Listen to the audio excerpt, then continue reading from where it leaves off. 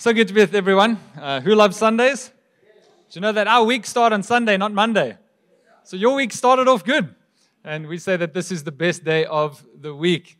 And so I'm excited to share this message. And so to just respect time, I'm hoping I'm going to cover everything. But quickly, everybody put your hands up high, high, high. Like if you want, you can put both hands up. And you can't put them down. All right? You can't put them down. Who needs help with relationships? Keep them there.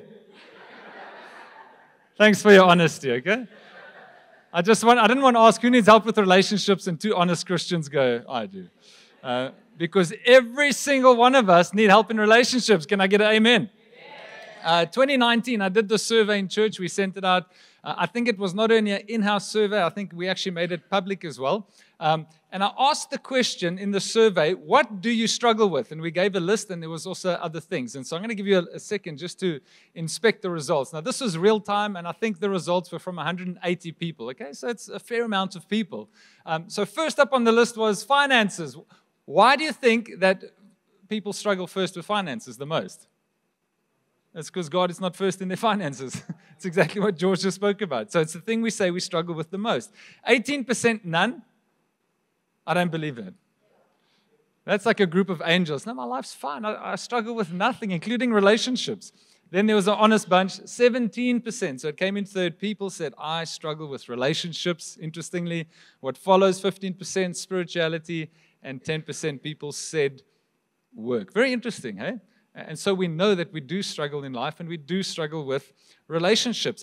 I want to give you 4 words that sum up the human life. Who would guess what they are? I don't have it on screen for you. What do you think would be the 4 words that sum up human life? Take a guess in your mind. If you were right, you come after me to the service and you tell me, Andrew, I was right, okay? I had 4 words. Here's the 4 words that sum up human life. Love God, love people. Say it again. Love God, love people. Love God, love people. I want you to even think about the 10 Commandments. Maybe you need to visit the books and remind yourself what the 10 Commandments are actually about. Do you know that they are rooted not in rules, but in relationships? Every single one of the 10 Commandments has got to do with relationships. Either with your relationship to God, you will have no other idols. Why? God needs to be first, okay? Then the others are how you and I relate to one another. I will not covet what you own. I will not steal from you. What is it? It's relating to other people. So the 10 Commandments are not about rules, but about relationships. So it shows us how close this is to God's heart. Jesus, the Son of God on earth, when asked, Jesus, what is the greatest commandment? What did he say? Love God, love people. That was his answer in a nutshell. Love God, love people. I think we should pause and reflect deeply on that. That if this is so key and central to God's heart, then how are we doing in this area of relationships? Over the years, listen, I could sit with you and tell you lists of the things that we've had to sit over coffee with, phone calls, rush meetings, all these things that would include domestic violence, adultery, fornication, gossip, breakups, divorce, estranged children, family business tensions. Any amens there, if you'll be honest? And what do? Most of our issues are people related.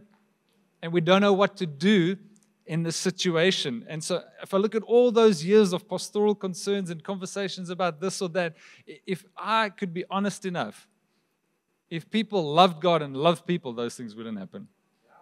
I remember sitting with a couple at one point, and I forgot what the scenario was, but it just dawned on me. I said to them, are you Christian? Because if you're Christian, we don't do this. We don't do these things to one another. Why? Because God has taught us how to love one another. And so if we actually love one another, we'll avoid a lot of drama. Hey? Look at some stories in Scripture to inspire you and I to pursue healthy relationships. Not just relationships, but healthy relationships. The first one is children to parents. The Lord says, children, honor your parents. Why? Because there's a twofold blessing linked to that. That when you honor your parents, God says it will go well with you and you will enjoy long life. So it's a blessing of prosperity. Think of the lame man. he has friends that take him to Jesus. And what is the result? He finds healing. They break through the roof and he finds healing. What if that man had no friends? Would he have died a lame man? It's because of his link to friends that he could get his healing. You think of David, his dear friend Jonathan. Jonathan protects David from his very own father who's after David's life and gives him protection. Ruth and Naomi, what a beautiful story. You can be good friends. You can be in love with your in-laws. Hey, that's the story of Ruth and Naomi. And she clings to Naomi, this Ruth, and what happens? It ends up being a story of provision and of posterity. Linked to people. There are so many. I could list so many. The benefits of friendships. I think of mine and Maria's journey. In all the places that we physically lived over the last 15 years of marriage, we found that somehow God has always put a widow within reaching distance from us. In the complexes or wherever we've stayed, there's been a widow. Funny enough, it's just this pattern. And right now where we stay, we've got a beautiful old soul. Her name's Sonia. And in the beginning, I thought Sonia was a bit of a difficult one to get through. And I thought, well, I'm not sure, and I'll try, and I'll keep trying. And now, Sonia's one of our best friends. And she shares with us all the time. And so I'm there. I can do plumbing for her. I fix things. I lift things because she's a widow. And then in turn, we get all the sweet treats that Tannie Sonia bakes because she's Afrikaans and she makes them good. And so the kids will come running and here's a tray for that because I helped with the plumbing or what. And I'm like, that's the beauty of healthy relationships. And so we should be building bridges wherever we go. And so this is what I want to share with you today. Just one line. Please write this down. Please take a photo of this. I'm going to pause here so that we don't just rush because this is important. It'll be on screen for you. Your ability to love rests on your willingness to manage your heart. Just please think about this quickly. Try and make sense of it. Take a photo. You can sit. You can pray later. Your ability to love God and people rests on your willingness to manage your heart. If there is no willingness in a relationship, it is finished. Willingness is what we need. That at least I want to try. If there's none of that, then no relationship is ever going to go anywhere. And so ideally we want willingness from both parties for relationships to flourish. Here's the truth. Maybe it hurts you today. You are the only constant in all your relationships. Hey, George, you are the only constant in every relationship that you find yourself in. You. And so if I need to manage my heart, and if I'm the only constant in all my relationships, then the hardest work in every one of my relationships is my personal responsibility. It's not Maria's responsibility, and she must manage my heart. No, it's my relationships, yes, but I have to manage my heart. I have to manage my heart because I'm the only constant in every one of my relationships. The truth is we cannot choose how others treat us. Hey?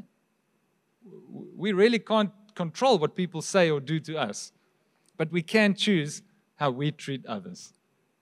Think about that. Now, in your relationships, how are people treating you? What should we give in return? Speaking about personal responsibility, think of this. My marriage will improve when I work harder at being a better husband, right? It will improve. It will improve more if my wife also did that. We met each other and there was willingness. My workspace will improve when I work harder at being a better colleague. It's like I can't change everything, but I can change me at work. In my church, things will improve when I work harder at being a better partner. See, so it's the personal responsibility that we find in relationships. This picture will help us. Every one of your relationships, not just your marriage one, you should consider a garden. Now, if you've done any sort of gardening, you'll know it gets better if you spend a heck of a lot of time in it. If you're mowing lawn once a month, you're going to have the felt. And you've got nothing to look at, nothing's growing but weeds. And so as much as what you put in is what you're going to get out. And some of us are wanting things out of people. We want them to love us and befriend us and come wish us on our birthday and this and that. But we're sowing no seeds of friendship. We're not nurturing the relationships we do have. When last did you just drop a phone call or consider someone or instead of waiting for them? And listen, it takes me extra work. I'm introverted, so I'm like, I just withdraw. I'm fine on myself. So it takes a lot for Andrew to reach out and to invest in friendships and to make the phone call and to initiate the coffee or whatever it is. But I know that I have to do it because without relationships, I'm going to move backwards. And so to build strong relationships implies that there's work to be done. Eh? There's work to be done. So how are your gardens? How are your gardens? You've got lots of little gardens. What's the state of them? And what can you do to improve them? Something I've seen in sticky relationships. Who's in a sticky relationship right now? It's just like, oh, you can just feel it in the room. It's palpable. It's like, oh, I can taste it in the atmosphere. When you see this person, it's like, oh, it's like, oh. Who's felt that? Come on, anyone? Don't be like that 17% that lied earlier, okay? 18%. And what happens then in those sticky relationships, it's so easy for you and I to point the finger and blame others. And we'll even say things like this: I'm not arguing, I'm just telling you why I'm right. And what do? We defend. And so I want you to think of that current sticky relationship that you're in right now. And without pointing fingers, I want to ask you this bold question. Would you be at least willing to just entertain the thought that maybe you're the one at fault? Like, just put hands in the pocket, stop pointing, stop trying to justify, and just go, what am I doing in this garden? Am I maybe responsible for some of the weeds? Because none of us want to take ownership. We all want to go. We all want to push it away from ourselves. So you knowing you, okay, you know yourself, right? I don't know if I fully know myself, but let me ask you this question. Would you be friends with you?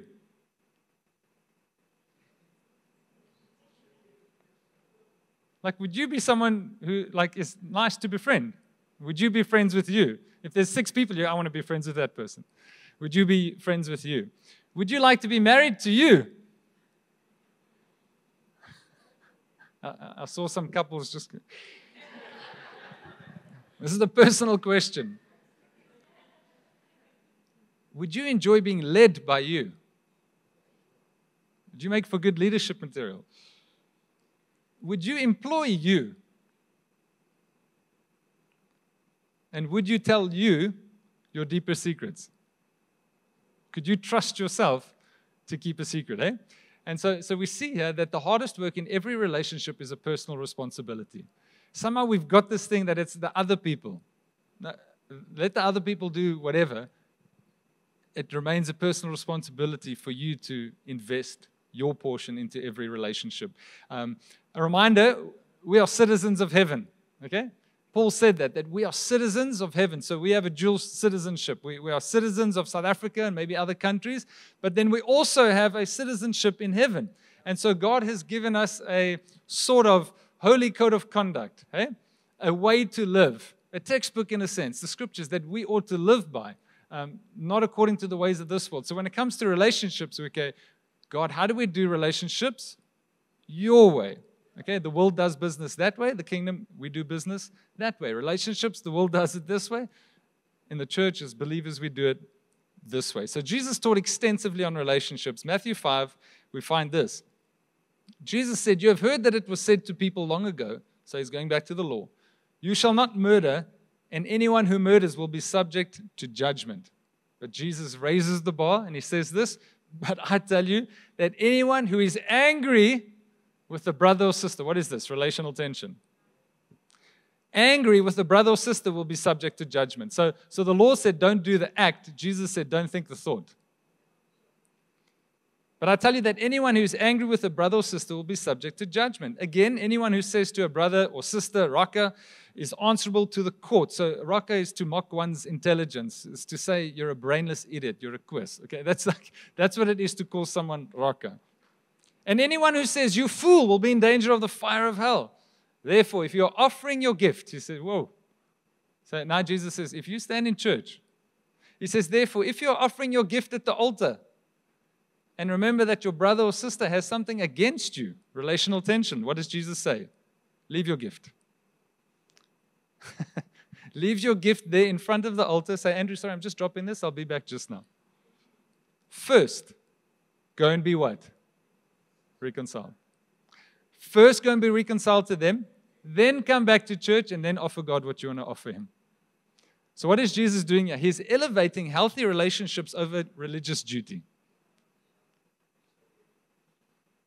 Some of us think, no, but I'm involved in the life of the church. I'm serving. I'm even doing what George told me. I'm tithing.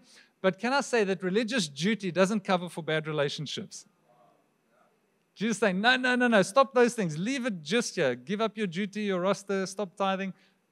Go sort your stuff out. And then that's going to make you fit to come and stand here and give up that offering to God. Hey? What a challenge. He says, first go and be reconciled. It doesn't say wait for the other person. It doesn't even tell us who's guilty in this equation. Interesting. But it says, if you know someone has something against you, then you must go. Don't wait for that person. You initiate the reconciliation. This is like a lost art. How many times do we do this? Or do we just leave stuff, or we can call it sweeping under the carpet, eh? We just hide it, and we're hoping that somehow it's just going to disappear. And then there's this verse, I didn't include it, but it goes on to say, settle matters quickly. That's the three words that actually follow. Settle matters quickly. Because it's ruinous, it's destructive to leave a strained relationship unattended. You know that anything left to itself gets worse? Us leaving that thing, it just grows like a monster. And there's nothing worse, as we've said, that relational strain. It's not nice, eh?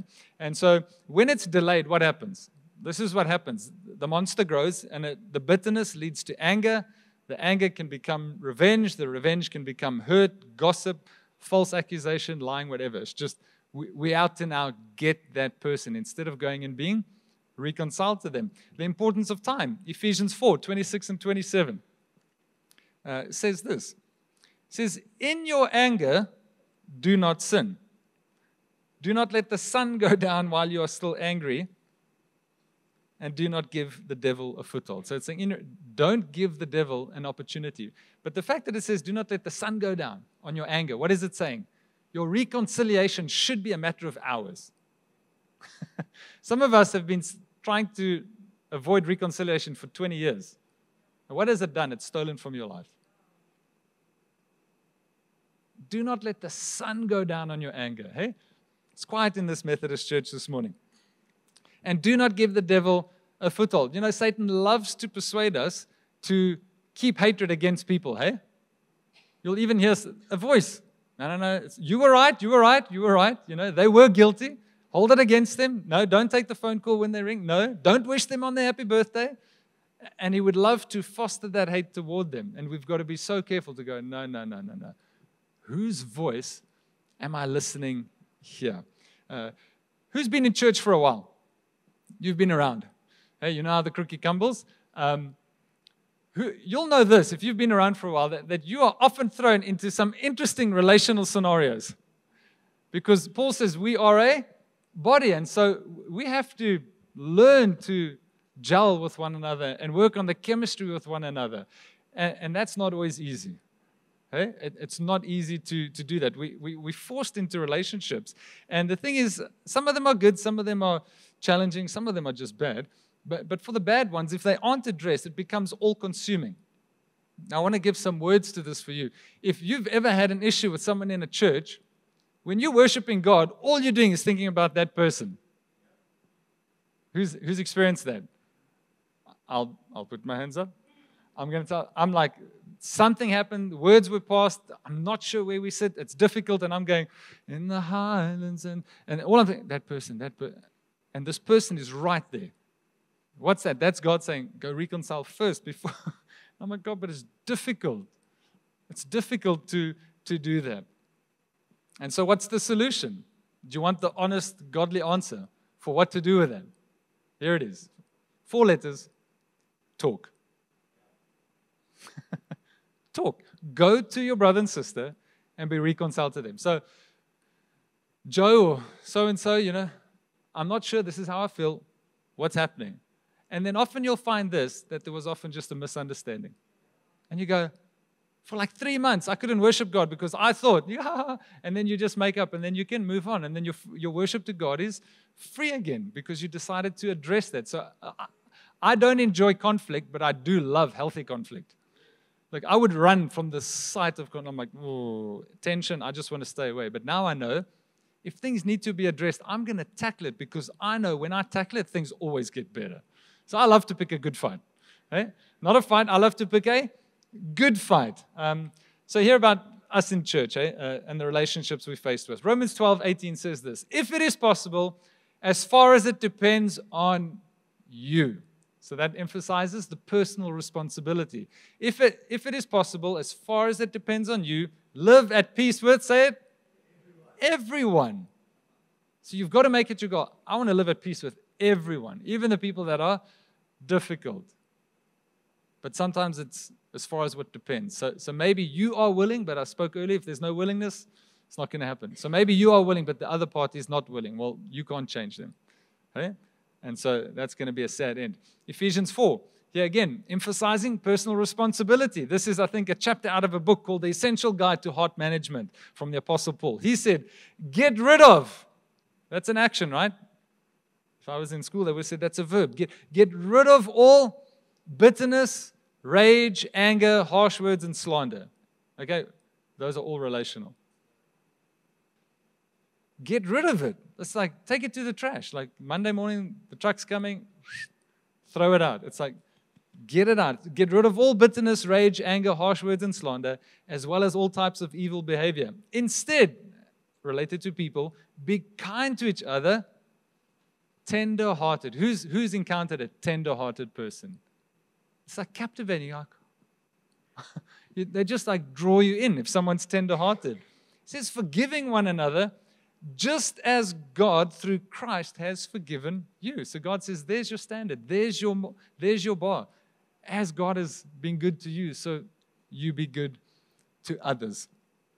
And something I've learned that loving people is easier once you get the loving God part right. Love God, love people. Don't love people, then try love God. I've often asked myself this question.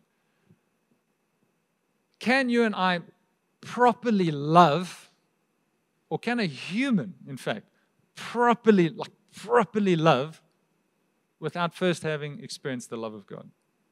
So if I reject God, I don't know God, I deny His existence, is it possible for that individual to actually love another individual?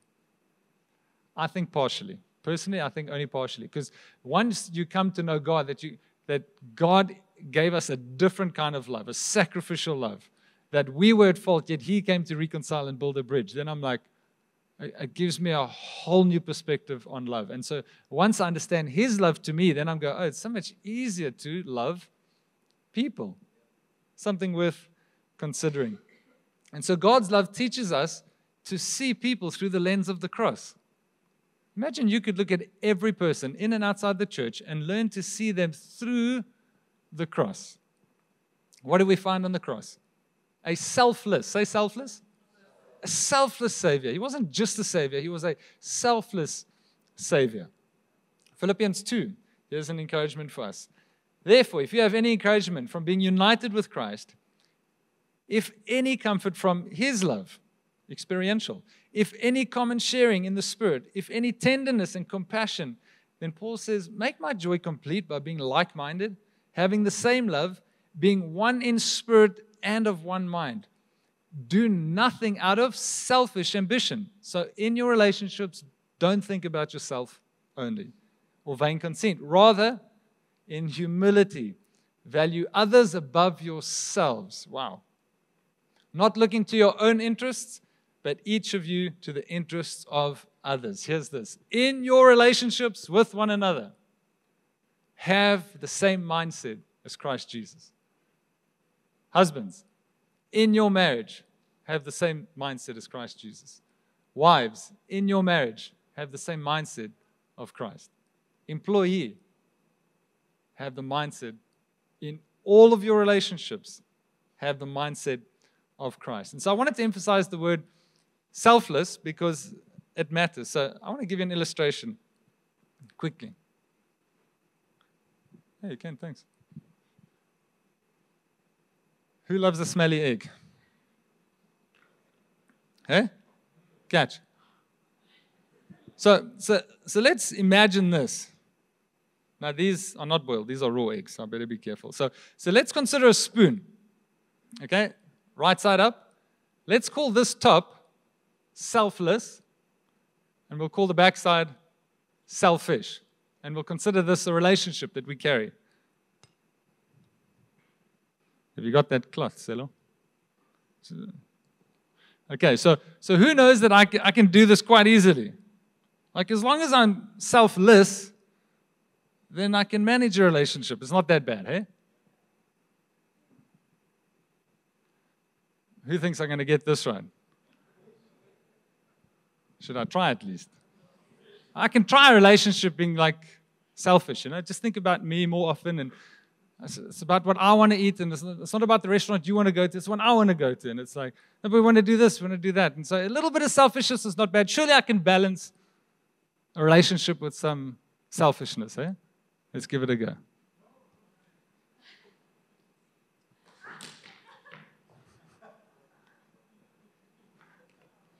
Oh, you can eat that one, and thank you.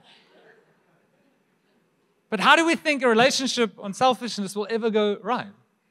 It's bound to fail. We have to be selfless. In all your relationships, have the mindset of Christ. Wouldn't you agree with me that because you and I know the selfless love of God, have received His forgiveness, are filled with His Spirit, and we know the truth that you and I should have flourishing families, indestructible marriages, and life-giving friendships? We should have the best of the rest. That if anyone wants to go, what does a marriage look like? Well, come to Journey Church. Look at anyone. Pick one. They'll teach you how to do it. Look at friendships. How do they get along? They actually love and support. They don't bring each other down. They actually lift and edify one another. How do I do that? Come, just anyone. Just pick anyone at Journey Church, and you can just see how to be a good friend. And families, hey? Why? Because we have experienced, we know God's love, we have His Word, we have His Spirit, we know the truth. So if we have those things and we're not getting it right, we're the problem. Because those things are right in themselves. And so again, let's emphasize this, that your ability to love rests on your willingness to manage your heart. Okay? Every one of your relationships can get better if you would just manage your own heart. And the greater the willingness, the greater the relationship will actually be. And so, earlier we spoke about the benefits of relationships. David and Jonathan, Ruth, Naomi. Now, let me say this. We don't pursue relationships for benefits. Hey, you know that friends with benefits? No. We don't do that one, eh? We don't go there. The reason we aspire to build strong relationships is because God's heart is for people. And if He cares for them, well, wow, I have to as well. We sometimes forget this. Even the people we don't like, that they are created in the image of God. Just think about someone you don't like. They still bear the image of God. And who are you and I to try and undo that or harm that in some way? No. They are made in the image of God. And so that's why dignity is so important. It's been with the church all throughout history. We're people of dignity. You treat people well. Always choose kindness. Why? Because God loves people. Imagine with me what our families, what our schools, what Vereniging, what Journey Church, what South Africa would look like if you and I, just starting with the church, would take this seriously. Love God, love people. Imagine the picture. What would it be like to live in that kind of a world where people actually love God and where people actually love one another? What would that be? That would be you and I being the salt of the earth that Jesus said we are. That's when you and I would make a difference. We would preserve this world, or we'd be the light and we would shine in dark spaces. 2 Corinthians 5, Paul teaches that God has entrusted to us the message of reconciliation. So it says if you've got an issue with your brother, first go and be reconciled. Like build bridges with people. We don't build walls, we build bridges. And Paul said, you and I have been given the ministry of reconciliation, that God's not counting men's sins against them. And so if it's core to the gospel, then it has to be core to every one of our relationships. Reconciliation is not optional. Now, yes, you can't reconcile every relationship. If you've been married 4 times, you can't go be best buddies with all your past wives, okay? Different scenario. We understand that. But if there's anything to clear up, well, go and clear it up so that there's none of that tension. But reconciliation is central to our faith. And so my prayer, my hope today is that you would leave today inspired to proactively nurture your gardens. Like it actually needs your attention. Maybe you've got to change your attitude, stop something, start something, say sorry, listen more, respond more and react less, admit your faults, give more, complain less. I don't know, that's some of the trimming that you could do in your relationships so that they would get better. I've never seen anyone invest into a relationship and been unhappy for it. All the investing brings a return into your life. And so again, maybe we need that reminding of that Jesus elevated healthy relationships over religious duty. My serving, my tithing, all the things I do for God won't cover bad relationships. God says you should, Matthew 23, Jesus gets with the religious leaders and he says, yes, you should tithe, but don't forget the other things. Mercy and justice and what? Treating people right. So he says, get both right. Amen. Who likes financial debt? Thanks for not putting your hand up. You are wise. But do you know that you have an outstanding debt that you will never cancel? Andrew, with which bank? Let's call it the Bank of Heaven. Romans 13, 8-10 says, let no debt remain outstanding. Christian practice, avoid debt. If you're in debt, manage it well. Let no debt remain outstanding except the continuing debt. To what? Love one another. Love God, love people. That's an ever outstanding debt. Every day I've got to pay it out. Sure, I owe a lot of love. When does it end? Never ends. I've got to keep paying it back. Why? Because God showed me great love. And He's shown you great love. So, even to the undeserving, you keep giving love, love, love. Except the continuing debt to love one another. For whoever loves others has fulfilled the law. Listen to how it ends. The commandments, you shall not commit adultery, you shall not murder, you shall not steal, you shall not covet, and whatever the other command may be, are summed up in this one command. Love your neighbor as yourself. Love does no harm to neighbor. Therefore, love is the fulfillment of the law. Remember we said every single one of the 10 commandments is based on relationships. So I don't have to try and not commit adultery. I'm just like, no, if I love Tim, why would I want his wife? Like, I respect the man. I'm not going to harm the man. Why? Because I see him as in the image of God. So it's his wife. I've got my wife. I love the man. Hey? So I don't have to try and not commit adultery. I just have to love God, love people. So we don't have to love God, love people. It's the 4 words that will direct our lives. Love God, love people. And so we realize with this that what the advice Jesus gave was never good advice. It was always God's truth. And so Jesus said, what are you going to build your house on? Well, let's say, what are you going to build your relationships or your gardens on? The ways of this world or on the rock of His word? We build strong relationships through God's word. And so I think, again, I said earlier that we need to see people through the lens of the cross. And what do we see? We see a selfless Savior. He built relationship. He strengthened a very broken relationship out of choice, not because of anything good that you and I did. You and I, listen, guilty. Put your hand up.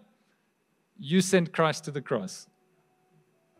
Oh, no, I didn't. No, you did. He bore all our sin. Why? He loved us. It's so simple, but yet we complicate it in our own lives and in our own relationships. And so mercy, what is mercy? Mercy is God giving you and I what we don't deserve. So we deserved wrath and punishment, but God says, no, I'm going to give you righteousness and everlasting life and the Holy Spirit and so much more spiritual blessings. And so we've got to think, the undeserving parties in our lives, let's give them what they don't deserve. Let's surprise them. Listen, if there's tension in your marriage, go spoil your wife today. Just see what happens. Just go for it. It's bringing the kingdom in. Hey? Say, no, I'm not going to leave this garden. I'm going to invest in this garden. It could be a friend, it could be a strained relationship at work or in a family, whatever it is. Let me tell you this. It's not going to feel nice. Don't wait for the feels to go, okay, now I'm ready. No, it's going to go against everything in you to go and do that because the kingdom is countercultural. It's like, making that phone call is going to be so awkward. Yeah, do it. Like, really? Yeah. Like going to go buy my enemy a gift and giving it to them face to face, it's not going to feel good. Is it going to do right? Yeah. So again, Philippians said what Paul wrote, and he said, in your relationships with one another, have the same mindset as Christ Jesus. I wonder if we could differentiate. He didn't say have the heart of Jesus, he said have the mindset of Christ. You could carry on Philippians 2, what it was, that Jesus did not equate equality with God as something to be grasped, but he humbled himself even to the point of death on a cross. So he poured himself out for undeserving people. It's like, I know I'm not like that in all my relationships. I am like that spoon, upside down in some of them. And I have to learn to turn it right side up and be more and more selfless. Can we pray? Come on, I know for some of us this is light, this is good news, but for some of us, I know this is heavy. Because God has maybe in the moment confronted you with something, and God's asking, God's inviting to say, will you please? Will you please? Will you please? Will you please work on this garden? Don't let it go to ruin. Get those shearing scissors, trim something. If there's some weeds, pull it out. Maybe the weeds within you. If the weeds in the other person, well, you can't do anything about that.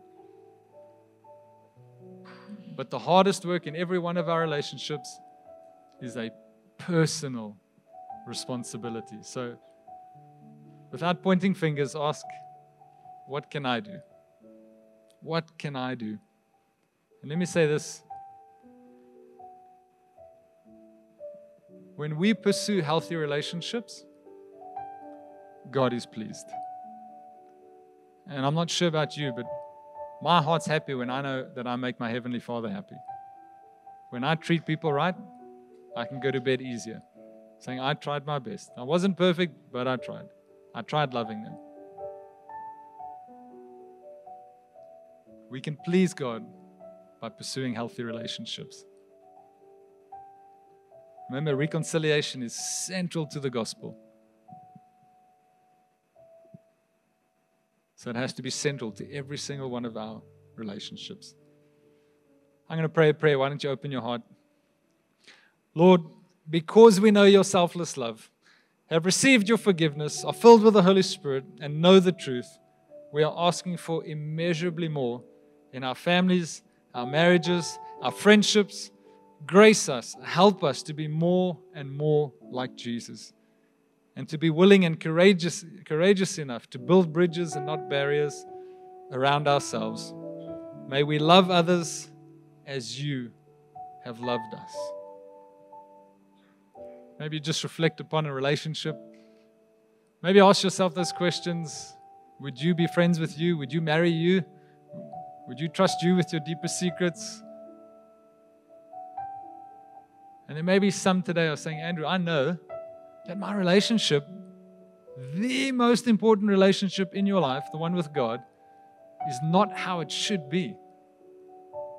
Because every single horizontal relationship you and I have in this life is connected to our vertical relationship with God. If your vertical relationship with God is broken, every horizontal one will be too. So maybe some of us need to, whatever it means for you, make right with God today. Maybe for some of us, it's just beginning that journey with Jesus. You realize your need for Him. Today you've heard of His great love for you, that while you were still a sinner, Christ died for you on the cross. Why? So that you could have friendship with God. That you didn't have to be estranged, but that you can call the church in heaven your home. Wow. Thank you, Jesus, for what you did on the cross. So maybe that's you. And what it means is that you surrender. You say, Lord, my life is yours. As you gave your life up, Lord, I give my life up. I want you to be both the Lord and the Savior of my life. It's full submission. He gave it all, so we give it all in return. And so, Lord, for those responding this morning saying that they're choosing Jesus, Spirit of God, may you take them by the hand of their heart and lead them forward into the destiny that you've got marked out for them. Keep them from the evil one and his lies. And may they walk on the path of truth all their days, secure in your hands, in Jesus' name. Come on, we said amen and amen. Come stand to your feet.